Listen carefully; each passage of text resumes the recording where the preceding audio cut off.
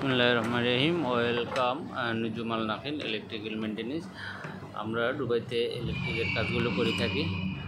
আজকে শেখাবো electric DB যদি জ্বলে যায় আর সেটা কীভাবে রিকভারি করতে হয় আর কীভাবে এগুলো একটার পরে একটা ঠিক করতে হয়। নিউট্রাল বার 3টা ছিল, 3টা বার জ্বলে গেছে। এখানে সেকশন ছিল 3টা, একটা লাইটের, একটা সকেটের, আর একটা হচ্ছে ওয়াটার হিটার আর এসি। তো 3টা লাইন একসাথে জ্বলে গেছে। উপরের নিউট্রাল বারটা লুজ কানেকশান ছিল, যার কারণে উপরটা যখন জ্বলা শুরু হয়েছে তো এর সাথে সাথে উপর থেকে প্লাস্টিকটা গলে গলে নিচের আরও দুটোটা জ্বলে গেছে। তো যার কারণে আমরা এই নিউট্রাল বারগুলো চেঞ্জ করলাম। নিউট্রাল বার 3টা চেঞ্জ করলাম, তারপরে তারগুলো কিছু চেঞ্জ করলাম, একটা ইএলসিবি চেঞ্জ করলাম। বাসবার চেঞ্জ করে নেই, বাসবার ঠিক ছিল, বাসবারটা একটু কেটে ফেলে দিয়ে বাকিটা ইউজ করা হয়েছে। তো এই কাজটা করার জন্য সর্বপ্রথম আমরা ইএলসিবিটা খুলে নিয়েছি, বাসবার খুলে নিয়েছি, আর যে পুরাতন জ্বলা তার যেগুলো সেগুলো সবগুলো রিমুভ করে ফেলেছি। রিমুভ করার পরে আমরা নিউট্রালের বাসবারটা প্রথমে লাগানোর চেষ্টা করি আর নিচের থেকে একটা একটা করে লাগাইতে থাকি। এইভাবে সবগুলো নিউট্রাল তার কিছু কিছু কাটিং করে তারপরে বাকিটা লাগাই। আর বিশেষ করে দুবাইতে ডিবির ভিতরে বেশি তার রাখা হয় না, একদম সীমিত, যে যতটুকু জ্বলছে এতটুকু চলে। মানে 1 ইঞ্চি 2 ইঞ্চি কাটিং করে তারপরে বাকিটা আমরা লাগাই দিয়েছি, কিন্তু কোনো সমস্যা হয় নাই।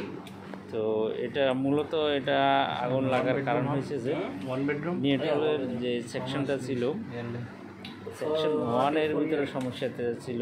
সেকশন 1-এর যে নিউট্রাল বারটা ইএলসিবি থেকে উপরে আসছে, এটা একটু লুজ কানেকশান ছিল, যার কারণে শর্ট সার্কিট হয়েছে। লুজ কানেকশান থাকলে তো এটা শর্ট স্পার্ক হতে হইতে এখানে আগুন হয়ে গরম হয়ে নিউট্রালের যে নিচে যে প্লাস্টিকটা ছিল সেটা আগুন ধরে গেছে।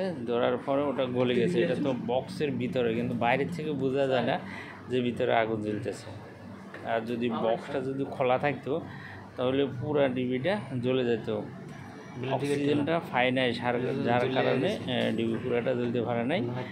আর নিউট্রালটা যখন জ্বলে গেছে, বিচ্ছিন্ন হয়ে গেছে, তখন আগুনটা নিভে গেছে। তো এই মূল কথা হচ্ছে আমরা কীভাবে এটাকে রিকভারি করব।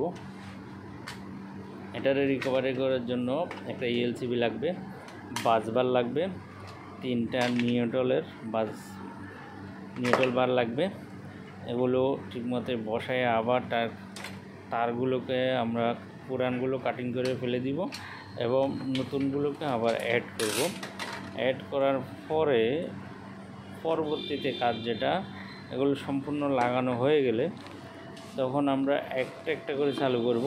একটা চালু করে চেক করব কোনো সমস্যা আছে কি না। যদি দেখি যে কোনো সমস্যা হয় নাই, টিপ হচ্ছে না, তখন আরেকটা চালু করব।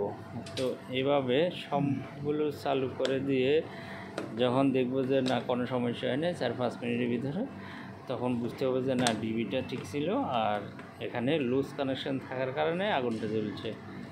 তো ওইভাবে আমরা কাজটা সম্পূর্ণ করলাম।